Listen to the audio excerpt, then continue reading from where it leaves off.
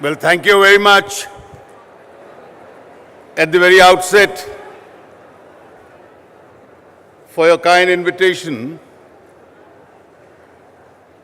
to address such a large gathering of young students from all over the country. It takes my memories back 4 decades, where in an environment almost as similar, as a young student, I used to participate in a desire for change.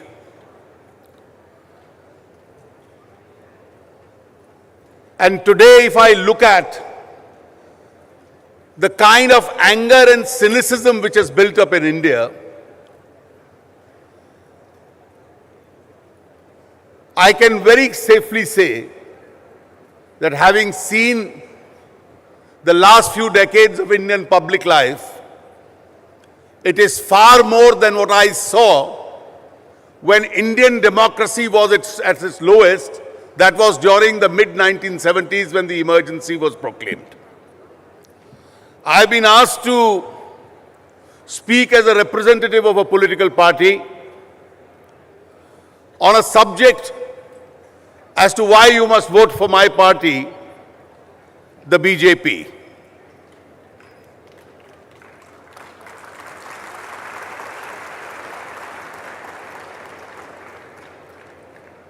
If I look at the situation today,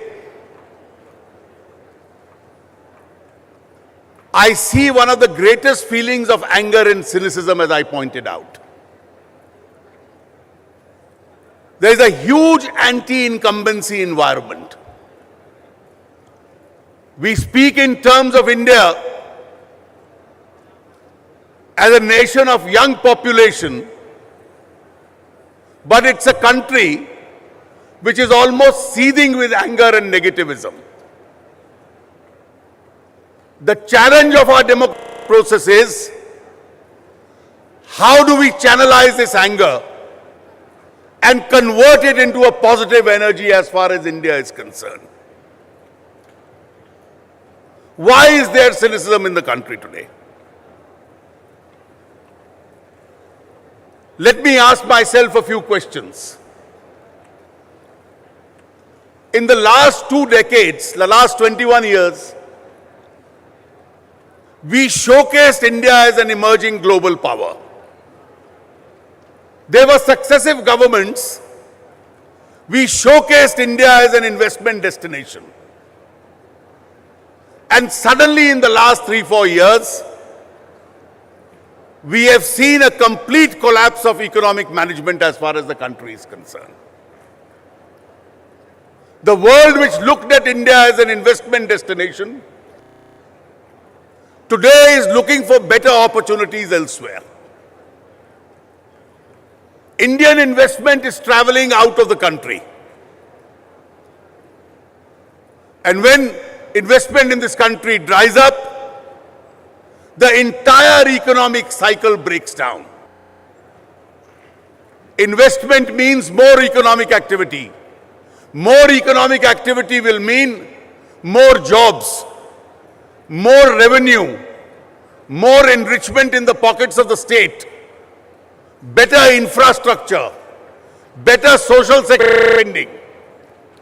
And if this circle breaks down, as it indeed has broken down under the present government, you find a desperate situation where jobs are being lost, revenues will go down, economic activity goes down, investment goes down, the rupee gets weakened, prices are sky high, and every sector, manufacturing slows down. Why is it that this has happened? एक प्रश्न जो आप अपने आप से पूछिए, 8.4% इस देश की विकास दर थी जब हमने सरकार छोड़ी थी। ये क्या कारण है कि इस परिस्थिति में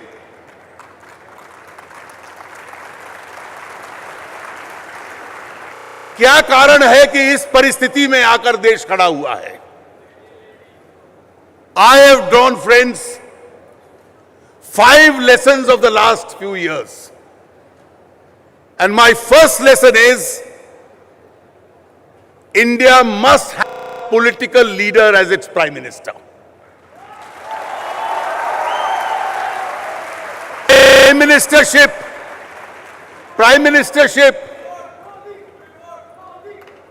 Ministership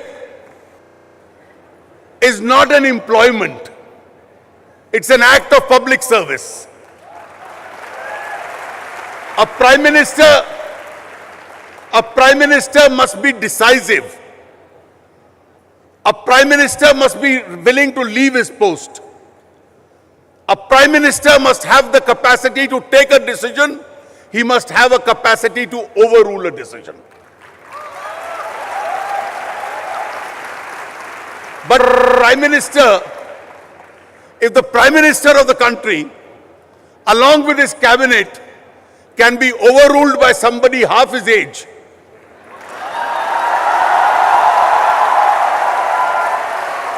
if the Prime Minister can be overruled by somebody half his age,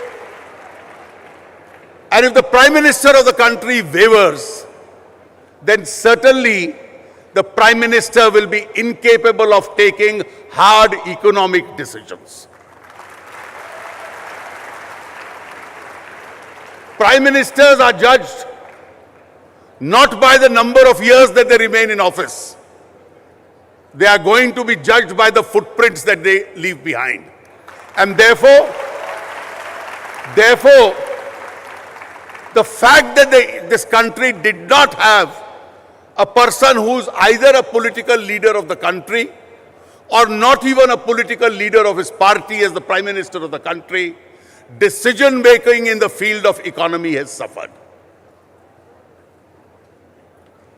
When the Prime Minister was weak, you had a structure outside the government, the National Advisory Council, which took all the decisions. An extra constitutional center which took all the decisions, and the government was merely executing and implementing some of those decisions. The government had no capacity to overrule them.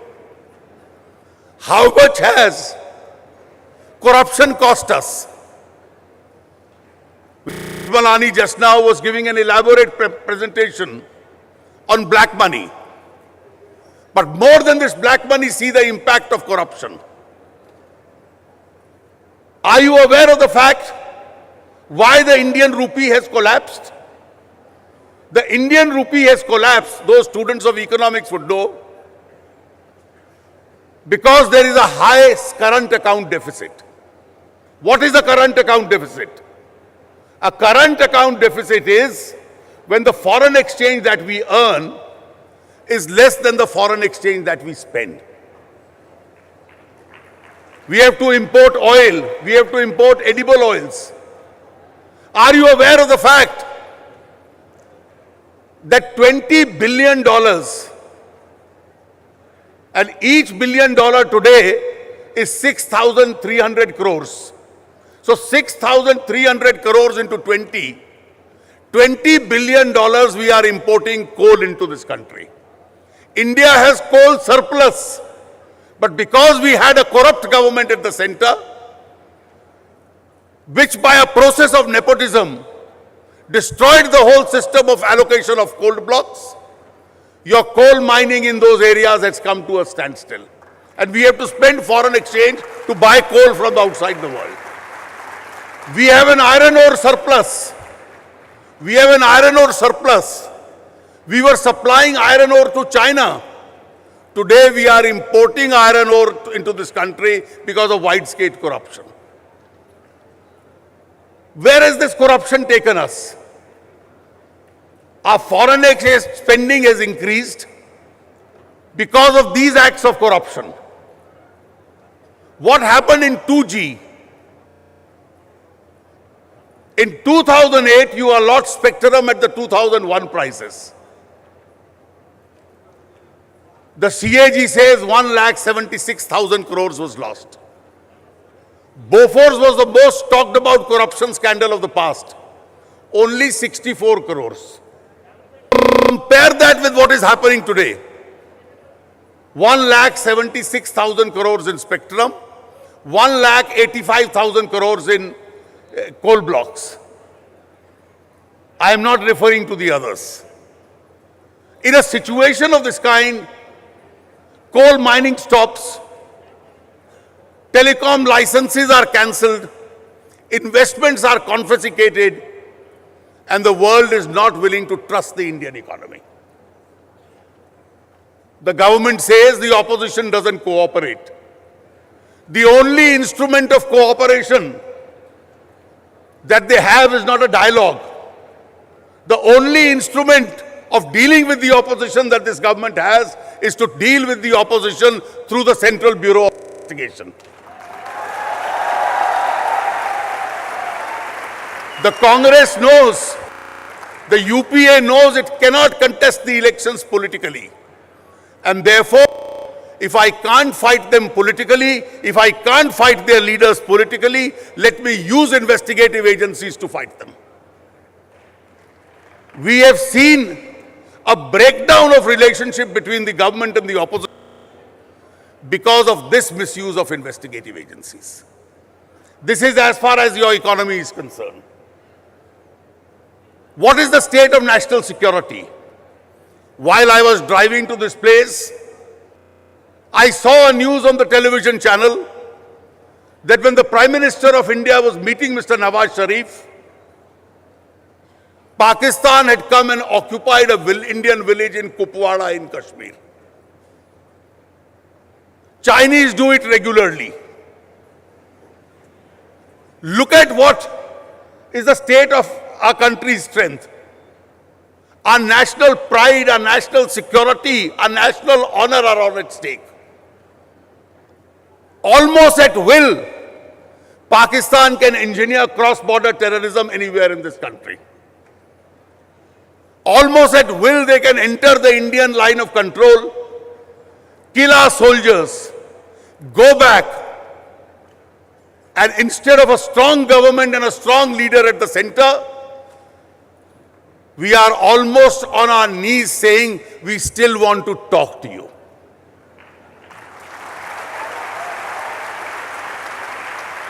The Chinese have come, occupied part of our territory, remained there.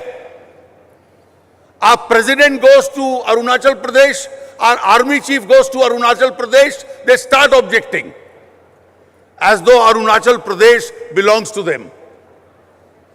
They are in a highly assertive mood, building infrastructure all around India's northern borders. And we choose to accept it lying down. Even a country like Maldives. Maldives is a country of several hundred islands. The largest island is Malé. Are you aware of what the size of Malé is? 2 square kilometers. Even Malé and Maldives started asserting itself because they found a weak neighbor to deal with. Maoists have come and occupied, created their impact in almost 200 districts in central India. We all wanted to fight them. They are not social reformers. Maoism is not a poverty eradication program. It's a set of people who want to overthrow India's parliamentary democracy and impose an ideological dictatorship through violent means. The government of India and the state started fighting them. One letter to the Congress workers written in Congress Sandesh by the party president, and the central government changed its strategy, and the entire war against Maoism was diluted. Today, we are an insecure nation. Economically, from a strong nation, we've become a struggling economy. What is the image of this country and its governance? I won't go into deeper allegations of corruption. But in terms of corruption, as I mentioned the figures to you, this is perhaps one of the worst phases of Indian public life that we have seen. Where in the world are votes of confidence won by paying members of parliament? You have the Central Bureau of Investigation under your control. I won't refer to the cases where they victimize our friends and our leaders. Rail ministers' relatives are selling jobs. The relatives are arrested and the rail minister is supposed to have nothing to do with it. He is only a witness.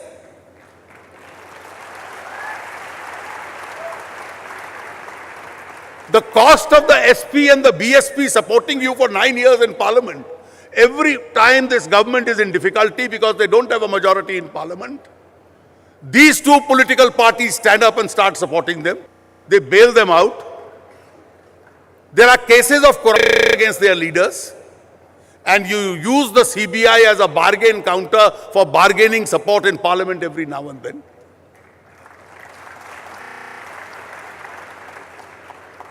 This is continuously do.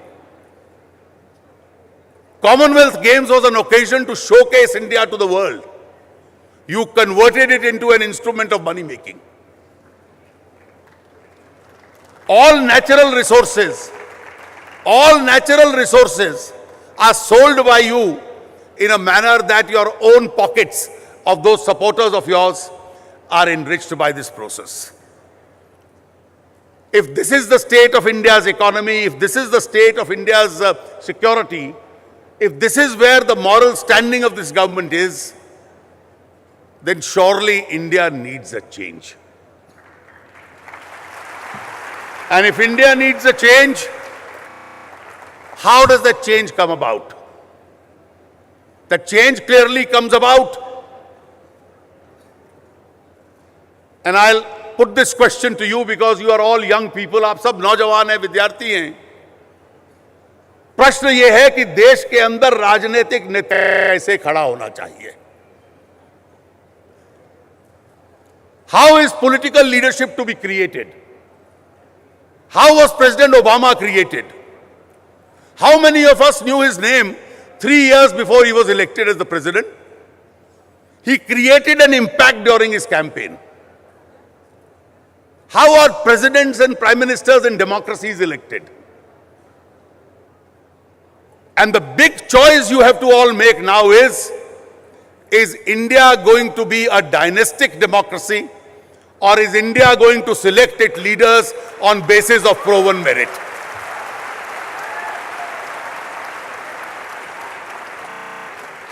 If India is going to be saddled as a dynastic democracy, it will be a disgraceful act that the world's largest democracy, the world's most populated democracy, the world's most vibrant democracy, elects its leaders on basis of what goes on within a family, and whoever is the heir apparent becomes the leader. His views are not known, his economic philosophy is not known, his vision on foreign affairs is not known, his governance ability is not known, but because you are born in a particular family, you are a leader. There is no greater negation of democracy than rendering it merely into a dynastic democracy. Or is democracy to be vibrant going to be decided and settled, leadership going to be settled on the strength of proven ability? The next general election, and hopefully India's future